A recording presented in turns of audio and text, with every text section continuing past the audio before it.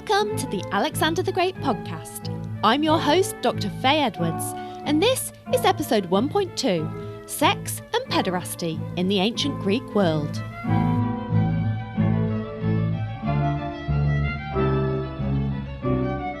In episode 1, we learn that Philip II of Macedon was assassinated by his ex-lover, who's a beautiful young man called Pausanias. And of course, this raises the topic of same-sex relationships in the ancient world and how common they were and what the norms were that surrounded them. So joining me today to get into the weeds on this is Dr. Andrew Lear. He is a retired professor of classics and co-author of the book Images of Ancient Greek Pederasty, Boys Were Their Gods. Welcome to the show, Andrew. Thank you very much, Faye. So perhaps we might kick off by talking about how you think modern readers might perceive the ancient Greek attitude to homosexuality. Oh my God. An entire book. An easy question for you to an start easy with. question. Well, I think, at least on the evidence we have, it seems that the views and practices of sexual desire and sex in ancient Greek culture were so different from ours that it is difficult even to translate from one to the other. And so it led to the idea that different cultures have different ways of dividing up sexual desires and approving or disapproving of them and practicing them. Right, so when we say things like, was Philip II of Macedon gay? Gay, That's yes. kind of misunderstanding the whole, the whole region. Yeah. Well, yes, the Greeks were gay, as all high school boys know.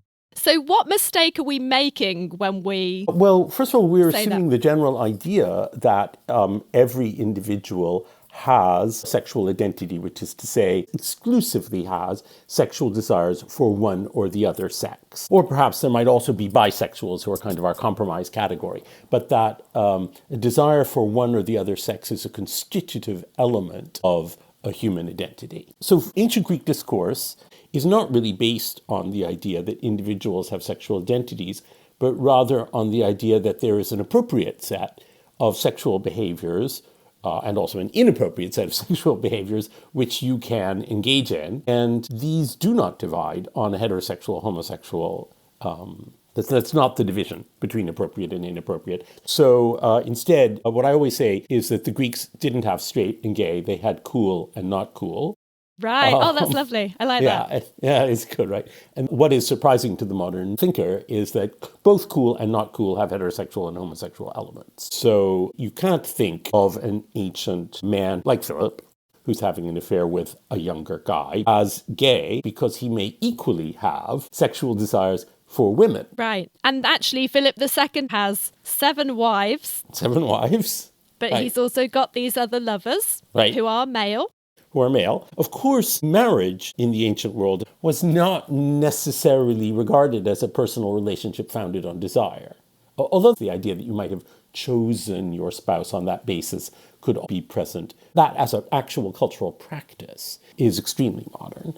Yeah, and it's interesting actually because I know that some of our sources tell us that Philip II's final wife, Cleopatra, he fell madly in love with her, right? But the implication is almost that he wasn't madly in love with the others. Exactly. And the idea of being madly in love with your wife is generally regarded as somewhat surprising in the ancient world. I think it's in Xenophon's Symposium that they go around the table and each person has to say something that's remarkable about themselves. And of course, the beautiful boy talks about how he's beautiful. But what is remarkable about one of the people is that he's in love with his wife. Wow, that's amazing. Yeah, Xenophon's Symposium is a very interesting text. Interesting. Okay, so you said it's not heterosexual, homosexual, really. It's cool and not cool. So what are the cool and uncool sexual behaviours at this time? So cool behavior certainly includes all kinds of heterosexual possibilities. Undoubtedly, any Greek man, particularly any Greek man with any property, is married. And as we say, that is not necessarily a relationship based on personal desire, but rather a kind of contractual relationship that involves the production of heirs. Sorry to say, think of Prince Charles, a modern example of someone who is told to marry someone and produce heirs with them. Men also have all kinds of other heterosexual outlets. ranging from streetwalkers to the fancy courtesans whom you can court with elaborate gifts, like in the modern world, La Traviata, that kind of woman, a very big feature of ancient Greek society, and also living concubines, so kind of in-house masseuses. But one of the absolutely most important parts of cool is to have these relationships with high school boys, basically. An adult man can have these romantic and undoubtedly also sexual, although that is not the most emphasized part, relationships with teenage boys. My students used to call it tutoring with benefits. A nice modern way to put it. Yeah, I thought that was very clever. So, yeah, you want to have a relationship with a boy who looks up to you and kind of models his developing masculinity on yours and with whom you cuddle. But then uncool also has heterosexual and homosexual elements. And we have a very good example of uncool because as we have a lot of legal speeches left from the ancient world. And in one of them, a politician is accused of having been a male prostitute in his youth. This is a speech by Aeschines, who wrote this attack on a rival politician called Timarchus. It's very much the same time period, by the way. Aeschines, is involved in embassies to Philip and so on and so forth. And if you had been a male prostitute in your youth, you couldn't speak in the assembly, so you can't be a politician. But the jury, by a very thin margin apparently, did convict Timarchus. And Timarchus, so he was a male prostitute in his youth, a male sex object for other males. He's a perfect example of the uncool. And he seduces the wives of colonials when he's a government official in the colonies. The person who seduces wives is an adulterer.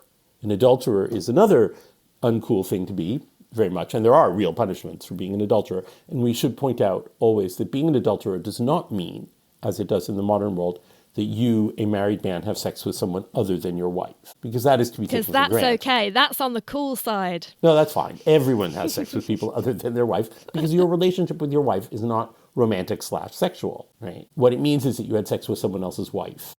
Right. Okay. That's a crime. So why is it that if you're a male prostitute, you can't speak in the assembly?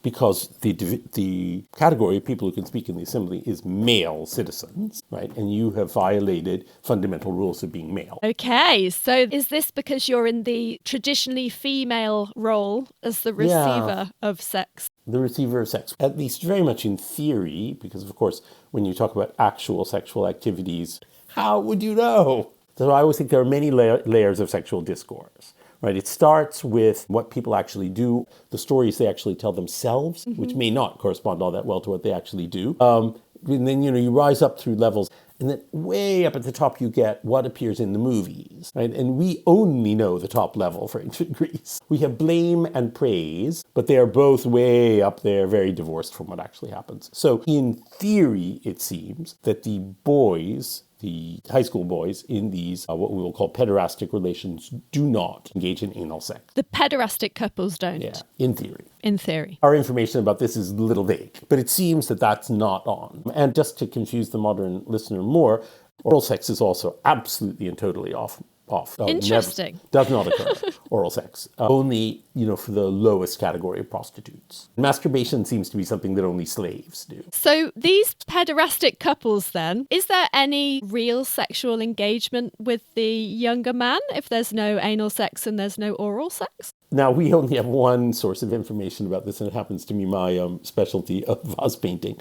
As many of you will know, you go to museums and you see these Greek pots which have painted scenes on them. There are a lot of images of male-male relations in these pots. About, say, of currently extant pots, about 1,000 of those have scenes of male-male relations on them, and many more have inscriptions about the beauty of boys. So it's a big theme in that culture. And a few of these present a form of intercourse between an adult man and a teenage boy. And what they do is what we would call frottage between the thighs of the boy. So in America, by the way, this was at one time apparently called the Princeton rub. But what I always wonder is what they called it at Princeton, because it undoubtedly was not called the Princeton rub. It's called like the Harvard rub at Princeton. But anyway, what they were engaging in with them was in what we call intercrural intercourse. Right. frottage between the thighs. But anyway, that at least it seems on an ideological basis is what they did. And there's one pot no longer existing. It's one of those pots that was in the Berlin Museum that somehow vanished at the end of World War II. But it had a long row of sexual couples, male-female, and one male-male couple at the end. And the male-female couples are engaged in like different kinds of intercourse. And then there's one male-male couple engaging in intercrural intercourse. Okay. So it's the only okay form of intercourse. So there's quite a narrow band of cool here. Yes. Right. So if you were the younger half of a pederastic couple, and when you grew up, it was discovered that actually you'd been engaged in anal sex with your older male, this would be a problem. How would it really discover it? No, if you were accused, then it really comes down to whether people consider the accusation credible or not. Right. Yeah, okay. And the question is just, it's how cool you are. Because if you're cool, nobody believes it. So perhaps we can come back to pederasty in a moment, but I just wanted to ask about the cool and not cool lines for women. So we, of course, know very little about the actual sexual activities of women, right? A question which is very hard for us to answer is, were any kinds of same-sex relations between women considered okay? Clearly, adultery was not okay. Like, you could only have sex with your husband.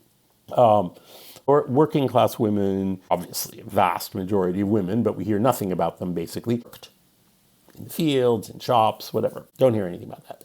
Upper class women lived very restricted lives in effectively what we would call purda in the modern world. They lived in separated women's quarters inside houses. Greek houses were generally two-story, and the women's quarters are upstairs and in the back, because no one Tucked goes away. out and no one goes in. This kind of idea in the Greek world that women have intense sexual desire that has to be like controlled. Yes, I know this is quite the flipping it on its head from the way we think of it in the modern day. Absolutely, it really is. You know, that all clearly has to do with women's sexuality needing to be controlled to control, you know, virginity and bloodlines and so on and so forth. Right. There's one of these other law speeches, Lysias 3, something I love to teach to when I teach kids beginning Greek, because it's so unlike our world. And there's a guy who's accusing another guy of being a total louse, stealing his boy. But anyway, the accuser says that the accused broke into his house and broke into the women's quarters, where he found, he says, my sister and my aunts, women so respectable that they are not used to speaking to men, even the men of their own family. Wow. So that's the view. Women are off there. Now, the question, which we cannot answer, is did it matter to anyone if the women in there were, you know, playing around? Very hard to say. There's a very good book on this topic by a French scholar named Sandra Boringer. It's called L'homosexualité féminine dans l'Antiquité grecque et romaine. And she uses every little bit of evidence we have about female-female relations in the ancient world. And her conclusion is that we can't know because the Greeks didn't care. Well, how disappointing. Absolutely. And I think that's the ancient Greek attitude. Right. Okay, so let's come back to pederasty then. So could you give me how a pederastic relationship was supposed to start and exist, and also how it's supposed to end? So very little information about any of this, but we only hear about what happens in the upper classes, right? And of course, we only hear about Athens. So we're dealing with the Athenian elite. Spend their day in the gymnasium, then they go home and in some brief, unmentioned and unimportant part of the day, have dinner with their wife and give instructions to their slaves. We don't hear about that part. And then they go to a symposium and get drunk with their friends. So the gymnasium and the symposium are the two things we know about. You're all naked all the time. Because, of course, as you know, perhaps your listeners won't, that's what gymnasium means. Gymnos, naked.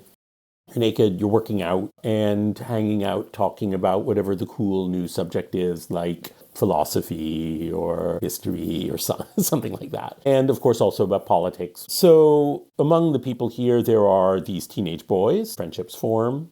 And the men are supposed to be courting the boys, right? You're supposed to see a beautiful, appropriately demure boy who sort of, you know, seems to be obediently listening to the wisdom of his elders. And you're supposed to be courting him, and he is supposed to be judging simultaneously who the appropriate role model is for him. Now, an interesting question people often ask me is, does this mean his father's friends? Right. And I think that's highly likely, although we never hear. I tend to think, what older guys is a boy going to consider the best role models are going to be the ones his father kind of sagely thinks should be in the room with him. And then, you go on, and nobody tells us what this consists of. You go on absorbing wisdom from him while engaging in some kind of, eventually, probably after a very long courtship, engaging in the higher cuddling. But it is supposed to end when the boy reaches like 18. Now, the Greeks were not very good at ages, since they did not bother to record when people were born. Instead, I've noticed that.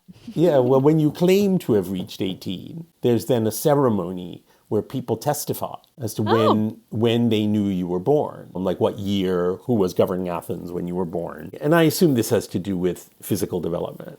Right. We have only a few sources about what specific ages the younger boys might have been at, and something we don't know is how physically, sexually mature they were. They're often depicted as not sexually mature. Does that really reflect any kind of reality? It's very hard to say.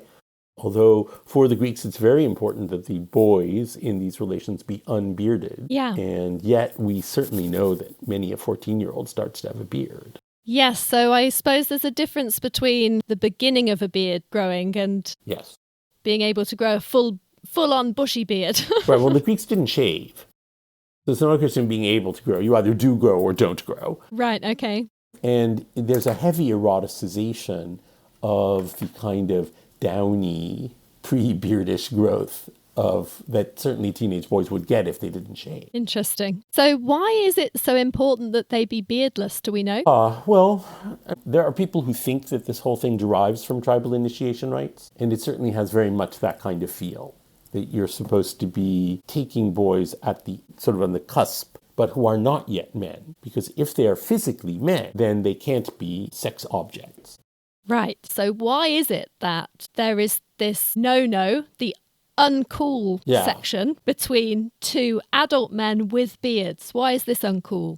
Well, first of all, one thing that people often get wrong about ancient Greek culture, I think, is that for the Greeks, if you are the penetrator sexually, that means you're great. And the penetrated is inherently devalued. Actually, I know of no ancient Greek evidence for somebody who penetrates an inappropriate sex object being regarded as cool. Instead, it has to do with the definitions of masculinity. So some people think that you have to think of men and boys as different genders in Greek culture, that because men have to have sex by penetrating, but then they have to penetrate appropriate sex objects, which is to say women and boys. So we sometimes say that the ancient Greeks were bisexual, but it's not bisexual women men, it's bisexual women teenage boys. And one issue which also comes up a lot in people's questions about this is, what about what we would call pedophilia, like having sex with children? Mm-hmm. It's never mentioned. It was clearly not part of what's appropriate. But again, you have to realize that you're dealing in a culture where I think the normal age for marriage for a girl was 13. Okay, so could you give some examples of like pederastic couples who were admired in ancient Greece? Well, I would say there are three that come up most often: mythological, legendary, and historical. Mythological is Zeus and Ganymede. So Ganymede is this boy called a brother of Priam, but always represented as a child. And Zeus falls in love with him. We hear about this already in Homer, so it's very old. Yeah, it's very old, and he carries him off to Olympus as a cupbearer. In Homer, it doesn't say that he falls in love, but it does say that he carries him off because he's beautiful. And that's the language of pederasty there. That's the language of pederasty, exactly. And that shows up a lot in Greek poetry and Greek art. It's a very, very popular story. And it's interesting because sometimes there's quite a clear contrast between it and human pederasty, because the Greeks would divide these into lover and beloved. The adult lover, it courts the beloved, whereas Zeus grabs. Right. Zeus doesn't need to court anyone. He just grabs and carries. It's his taking mode. A leaf out of Donald Trump's book. Totally. Then we have the legendary couple, which is Achilles and Patroclus. Now, in the Iliad, it is, shall we say, extremely unclear whether Achilles and Patroclus are meant to have a consummated sexual relationship. You have a couple in each camp: Achilles and Patroclus among the Greeks, Hector and Andromache among the Trojans. And so there are ways in which they may be being portrayed as a couple, but it certainly never says. And this one line, where Thetis is talking to Achilles, which might possibly imply that they're to be seen as a sexual couple, but it's very unclear. But in Greek culture of the classical and later times, they were seen as a pederastic couple. The only thing that people couldn't decide, because this isn't very clear in Homer, is who was the lover and who was the beloved. Right, okay. Different sources come down on different sides of that. I see. Interesting. See, I thought that it was Patroclus who was supposed to be the lover and Achilles the beloved because I thought he was older. Right. Patroclus. He is older. You are right.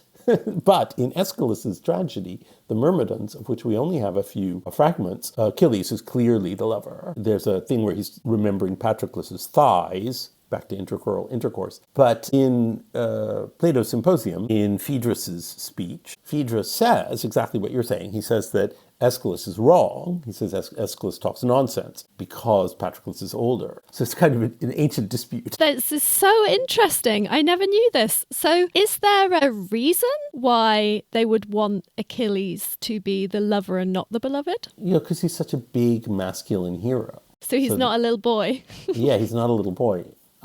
And Patroclus is clearly more like dependent on him. And he compares Patroclus to a child coming and crying to its mother. Right. So the thing is that clearly the Iliadic bard wasn't thinking about a clear lover-beloved distinction.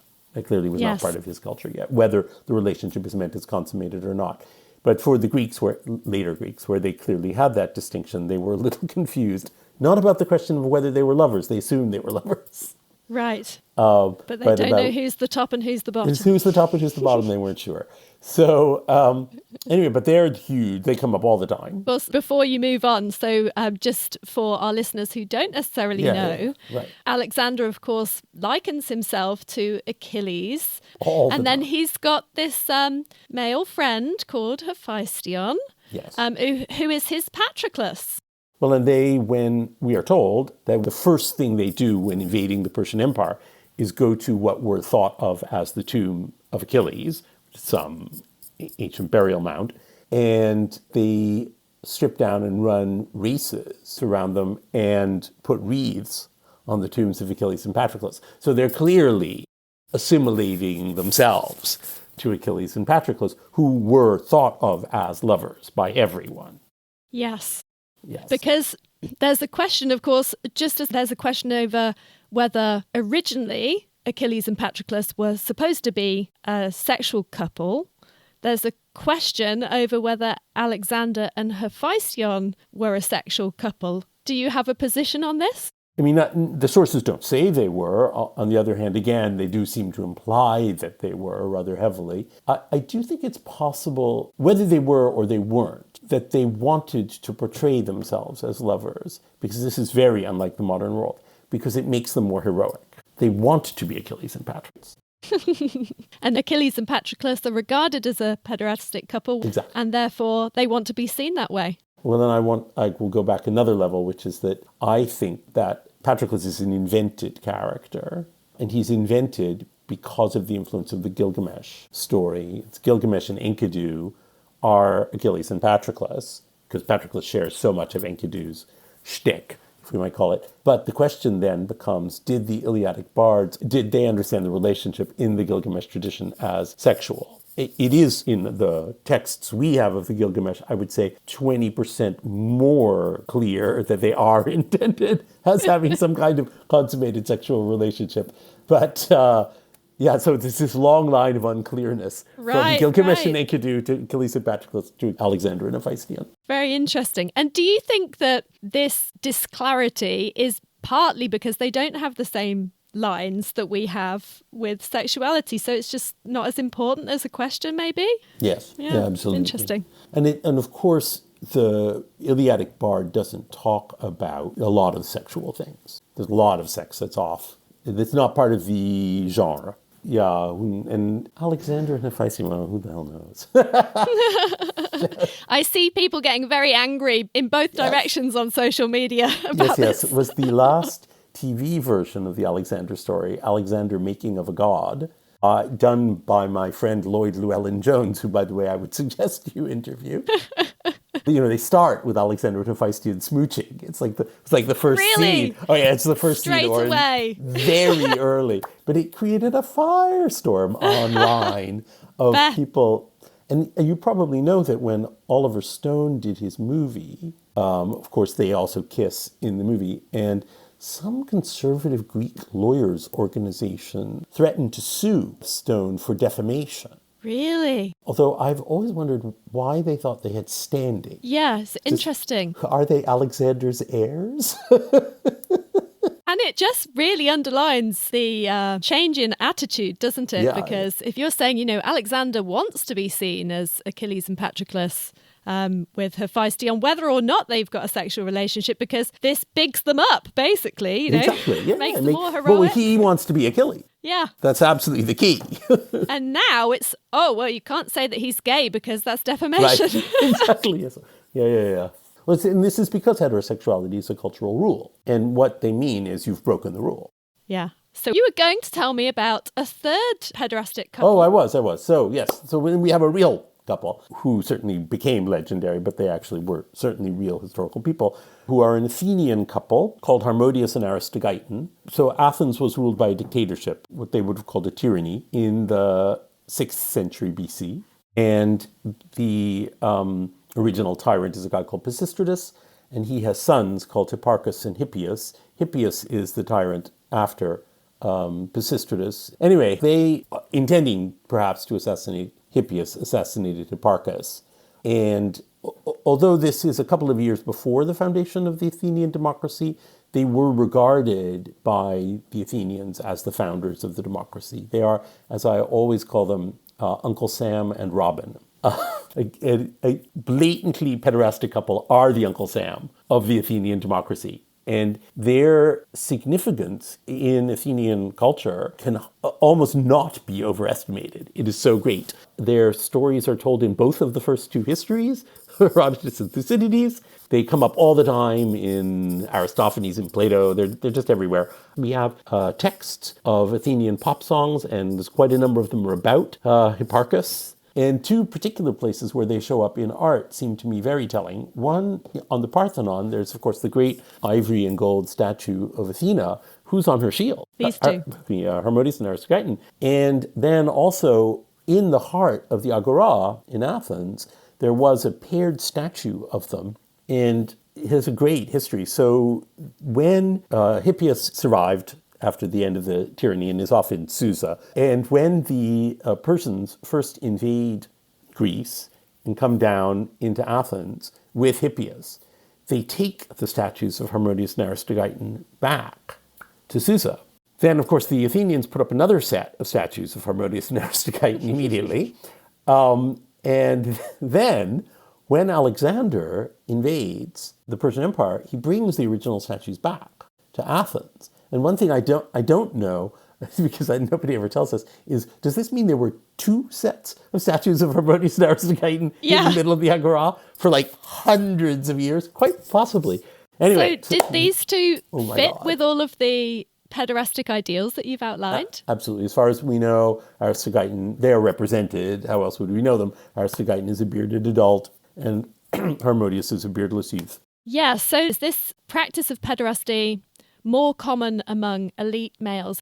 All of the cool things are, of course, principally associated with the elite. But to what extent lower classes participated in it is very hard to say. There are certainly a lot of people who think they didn't. But I think there's a few pieces of evidence. One of them being this thing where Aristotle calls Aristogeiton one of the absolute models of lover behavior, mesos polites, a middling citizen. And that means that to Aristotle, that seemed normal. So another couple of little details. In Xenophon's Economicus, when he tells you to hire a bailiff for your farm, he says you shouldn't hire a bailiff who's too in love with boys. And a farm bailiff is not a member of the upper class. Right, yeah, for sure. So if he thinks that's something you have to watch out for, it's definitely an interesting little detail. And another one is there's one roof tile with a Colossus inscription in the Agora collection. So this is a fired clay roof tile. It comes from a kiln. It goes up on a roof. And I'll tell you two places that no member of the Athenian upper class was. One is by a kiln and the other is on a roof. So my general view is, as a good leftist, one should desire the working classes to despise the the upper classes, but that's not the way it really works. Instead, they want to behave like the upper classes to the extent that they can. Absolutely. And I think probably, there was probably some kind of thing, something like this going on in the working classes, just as something like this was going on in all the rest of the Greek world, but we have less information. So I wanted to bring it back round then to Philip and his lovers.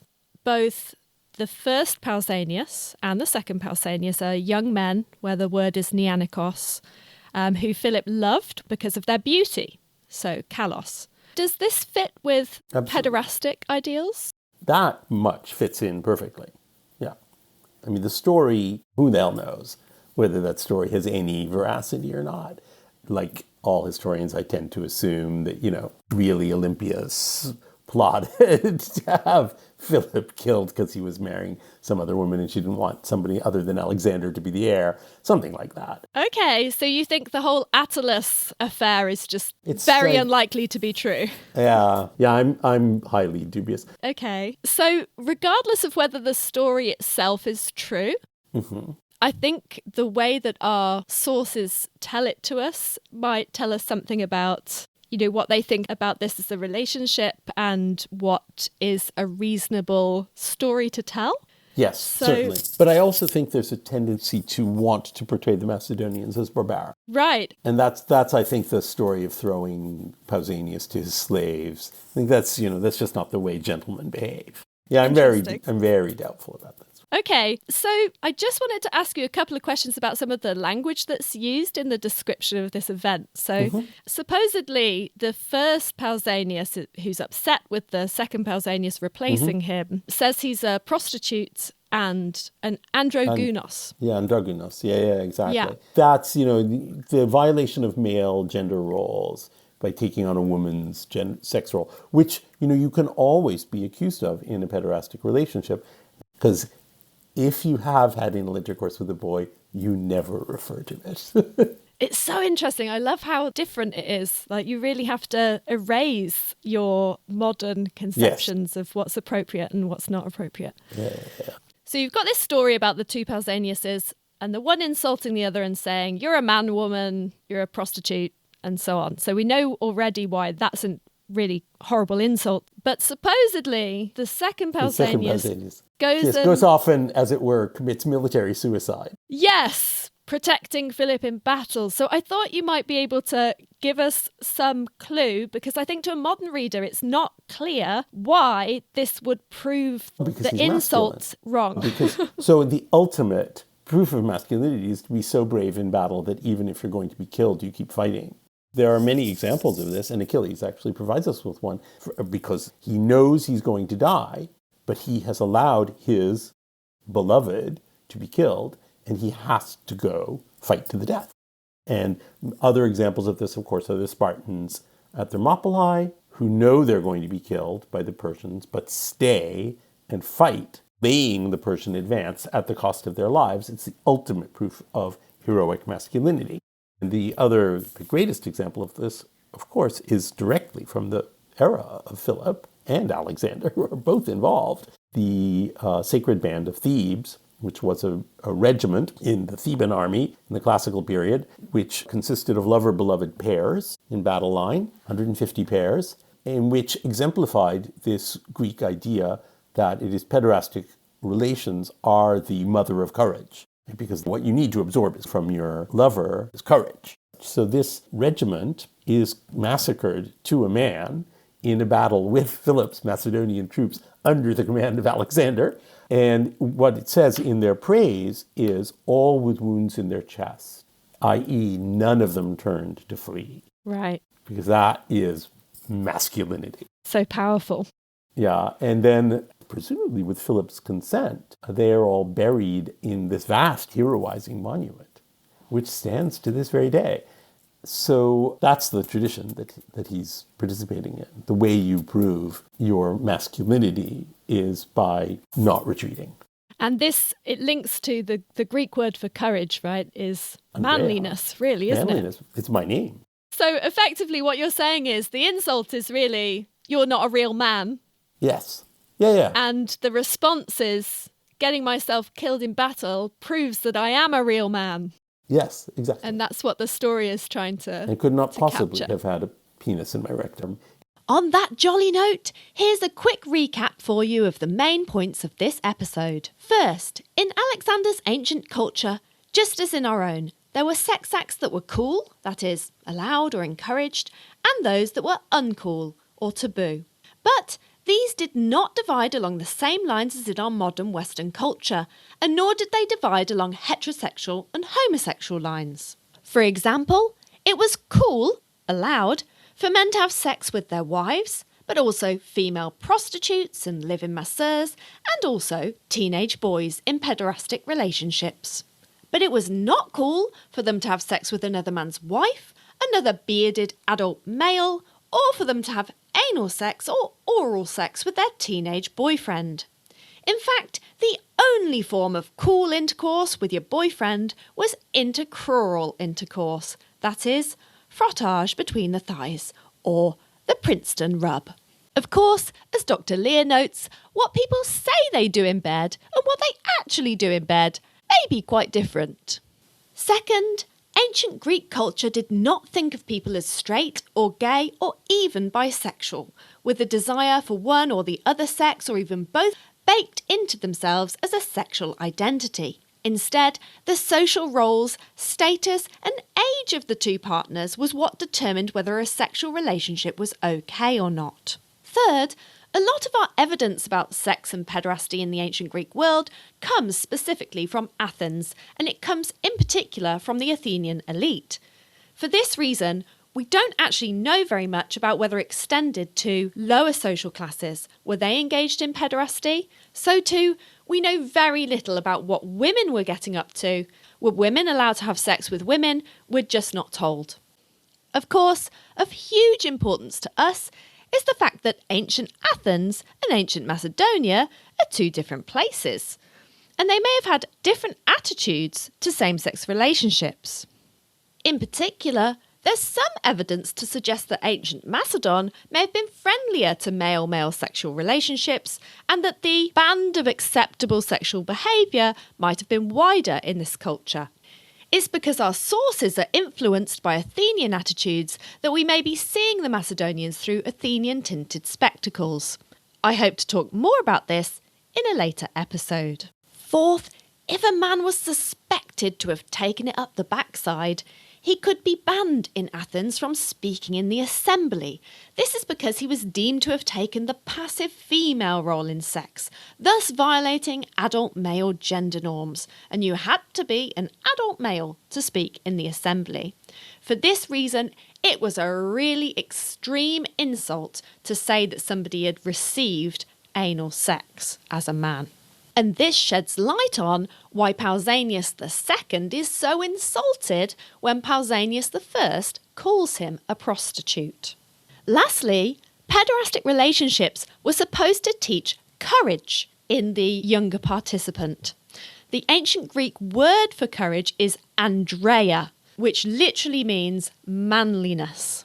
That's why Andrew says, "It's my name, Andrea, Andrew." This is why it makes sense for the second Pausanias in Philip's story to have demonstrated his manliness by dying in battle defending Philip, after the first Pausanias calls the second Pausanias' manliness into question. Effectively, the insult is, "You're not a real man, you've prostituted yourself to Philip," and the response is, no, I am a real man, and I'm going to prove that to you by dying heroically in battle, the ultimate form of masculinity. A huge thank you to Dr. Andrew Lear for sharing his expertise with us and shedding light on this fascinating topic of sex and pederasty in the ancient Greek world. Next time, episode 1.3 with Professor Ian Worthington. Who killed King Philip? The case against Alexander. Want to let me know your thoughts? You can find me on Instagram, TikTok, YouTube and Facebook as Alexander the Great Podcast. You can also visit alexanderthegreatpodcast.com and email alexanderthegreatpodcast@gmail.com.